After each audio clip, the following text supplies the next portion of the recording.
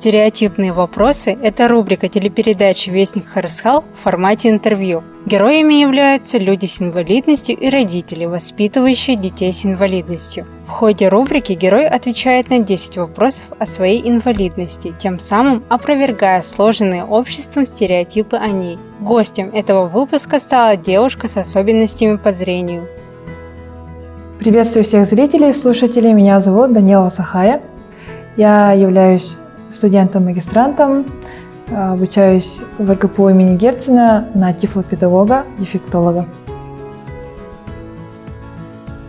У меня первая группа инвалидности по зрению. Вижу я большие предметы с близкого расстояния, светоощущения и цветоощущения. При ориентировании в объектах транспорта, в магазинах, супермаркетах, чтобы выбрать конкретно нужные товары. По части перехода дорог, поскольку не все светофоры, к сожалению, у нас озвучены в городе, лишь в центре. Когда человек незрячий, город Якутск, к сожалению, недоступен. По каждой весне наш город утопает. Это очень частая и распространенная ловушка, когда идешь, под лужей находится, допустим, лед.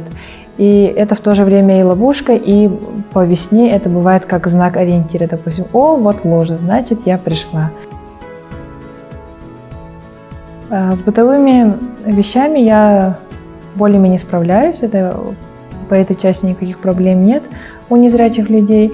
Даже бывают такие прям искусные хозяйки, которые каждый день готовят торты, выпечку. Ну, это, наверное, на вкус каждого человека. Нет, мне вообще никаких трудностей нет по части готовки, стирки, там рассортировать вещи перед стиркой. Есть очень много полезных приложений, которые, допустим, прочитают тебе срок годности продукта. Есть, конечно, трудности, допустим, в быту, как, например, подмести щеткой. За 2 минуты так быстро, технично подмести, наверное, у меня не получается. Хобби абсолютно те же, да. Среди незрячих очень много всяких альтернативных видов живописи. Кто-то любит петь, танцевать. Но что касаемо меня, я бы отметила, очень люблю путешествовать, да.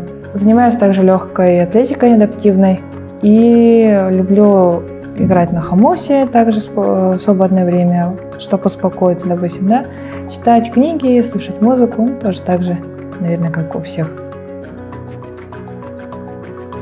Это достаточно распространенное мнение. Некоторые говорят, что это миф, некоторые прям его поддерживают. Но я бы сказала так, что обостряется в случае, если человек начнет акцентировать, допустим, возьмем слух. Если человек будет активно пользоваться этим слухом, то да, действительно оно будет развиваться.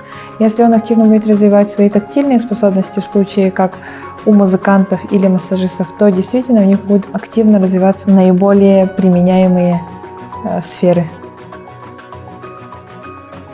Конечно, люди с нарушениями зрения обучаются, учатся, строят карьеру. Очень много сейчас программистов, юристов, музыкантов, психологов, педагогов. Реально такие есть профессии, которые по физическим параметрам не подходят, как бы ты ни хотел. Допустим, пилот, машинист. Да? Конечно, мы можем помечтать, но реально вот такие профессии нам не овладеть. Я пока на данное время нигде не работала, поскольку я сейчас студент, являюсь магистрантом Российского государственного педагогического университета имени Герцена в Санкт-Петербурге по заочной форме. Также совмещаю учебу в Жатайском техникуме на массажиста. Сны мне снятся достаточно разнообразные, яркие бывают. Мое зрение остается таким же во снах, но я свободно передвигаюсь из одного места в другое, без сопровождающего, без помощников. Красоту, очень интересный, противоречивый вопрос. Ну, наверное, это больше, как сказать, гармония внутреннего и внешнего. Также может повлиять на это речь, манера говорить, какие-то детали, допустим, да, аромат, парфюм. При сумме таких факторов складывается такое вот эфемерное понятие, как красота.